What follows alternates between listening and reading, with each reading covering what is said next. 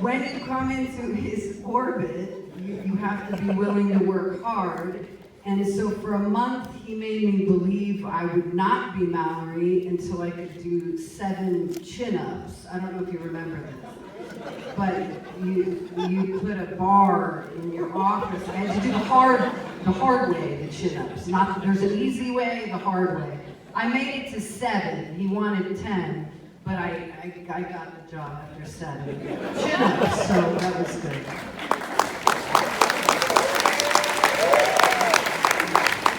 And what were your initial discussions like with Oliver when you first came on board?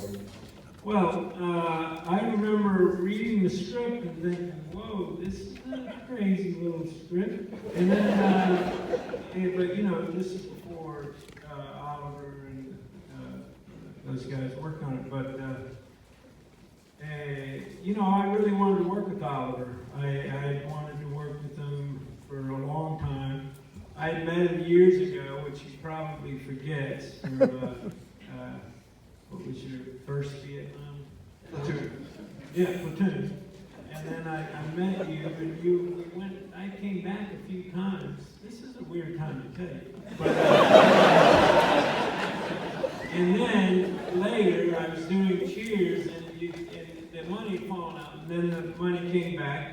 And then I came to meet you, and I was doing Cheers, and you know, we talked, and you said, "Oh, so you're doing Cheers, yeah? And so you're working this month and all through this time." And I go, "Yeah." And so you're not available. So what are you doing here? I said, "Well, good to see you." But anyway, I always wanted to work with him. I think he's one of the great filmmakers, and so.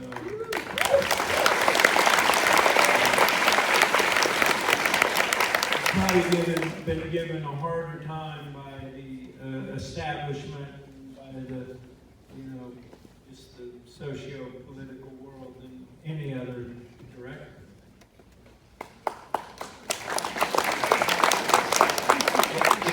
It's such a radical movie, you know, technically, ideologically, and everything else. And Oliver, I'm curious, like, what was the thing that was driving you on this? I mean, was it just wanting to kind of express the insanity of what was going on in mass media at the time? Was it the love story? What was the thing that was really driving you?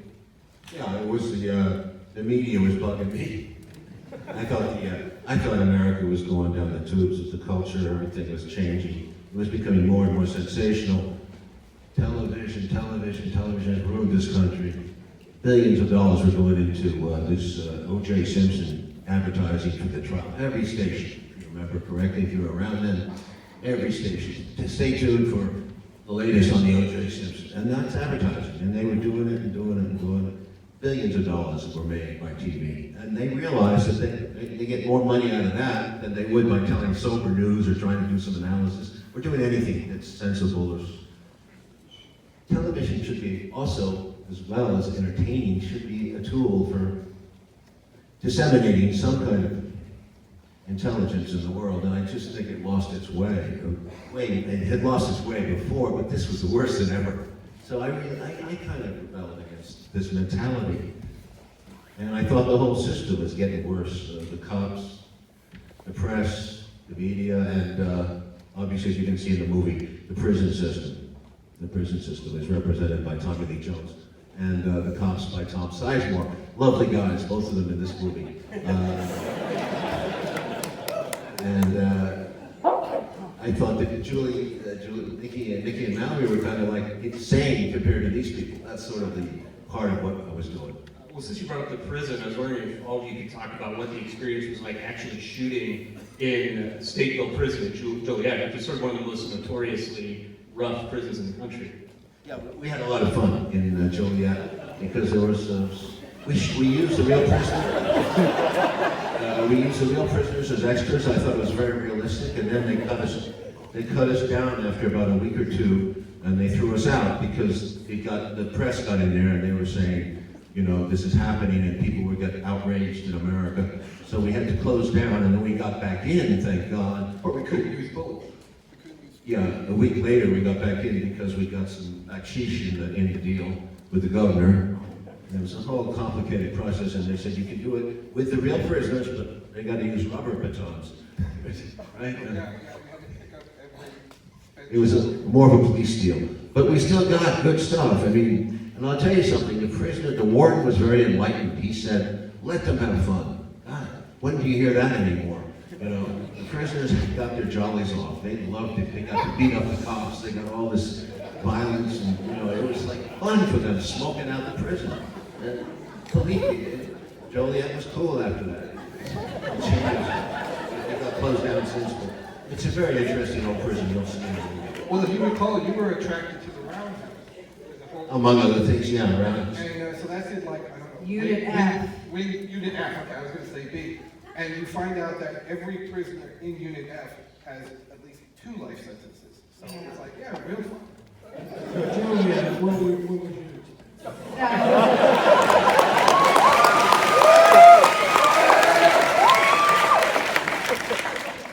It was a fascinating, oh man, there's so many incredible stories on this movie because we were kind of this traveling caravan from state to state. And then when we got into prison, I'm a very sensitive person to energy.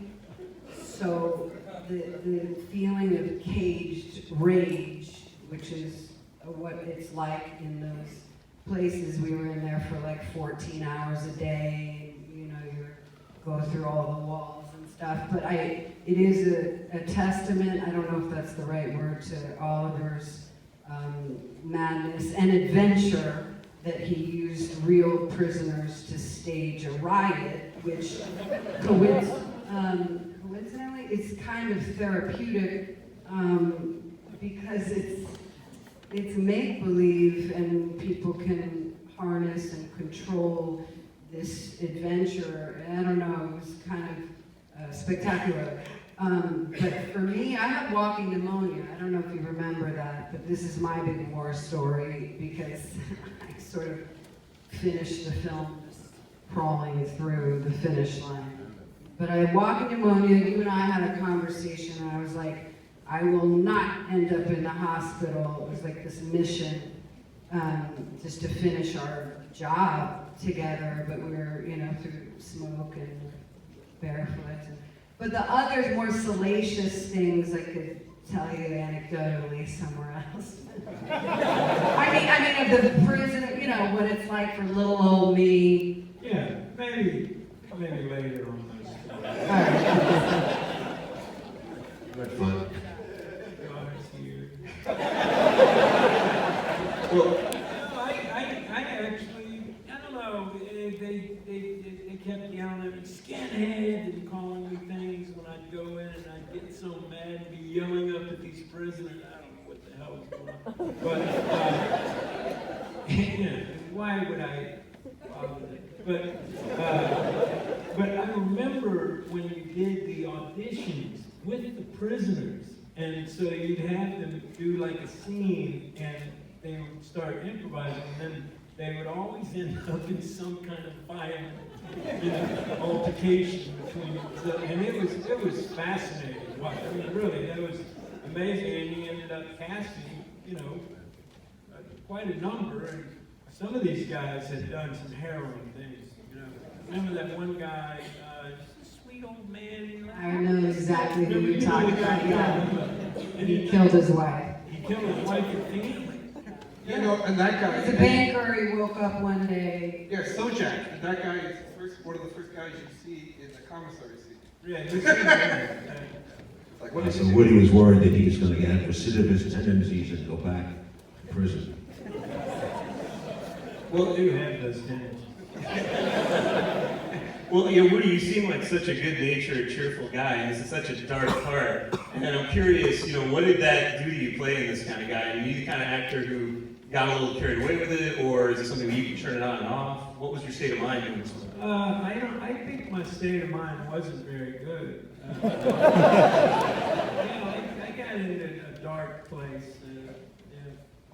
I don't want to go back to that. But, you know, I studied every possible serial killer, read Manson's autobiography, I read everything, watched it, and I was just like, I just was absorbing this. I don't know. I don't like that mentality. Did you like being in the? No, it was sort of our experience on this, if anybody believes in Mercury being in retrograde, it sort of is that kind of set.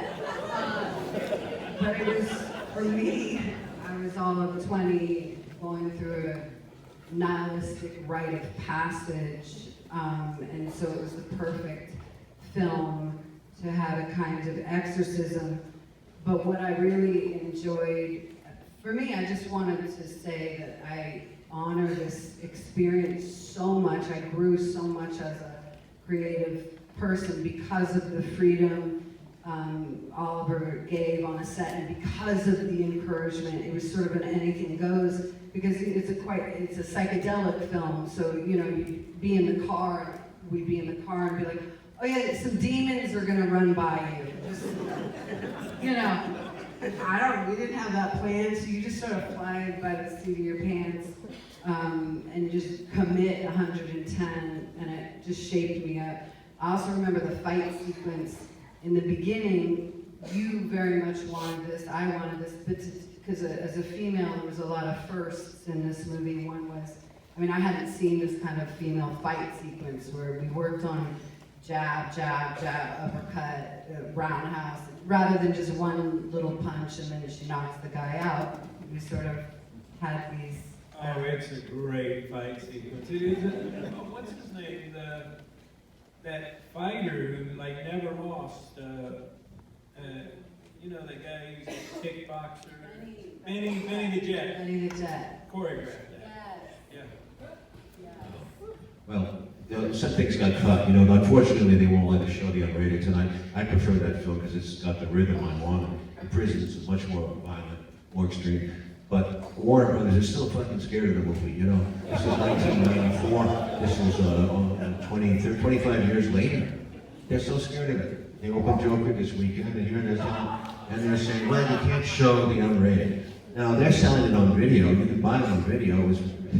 It makes no sense. But they're worried that there might be a riot in this theater because of tonight. And that's how corporate it gets.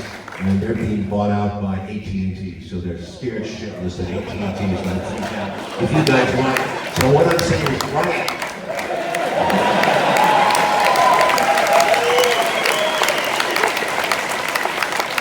Can we watch the movie? You want to watch a movie? Yeah, let's do it. All right, let's do it, everybody. Let's watch Natural Born Killer.